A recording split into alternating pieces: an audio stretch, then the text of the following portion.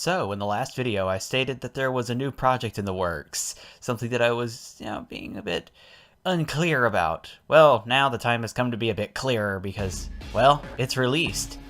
Ladies and gentlemen, I give you Ratchet and Clank Hot and Bothered.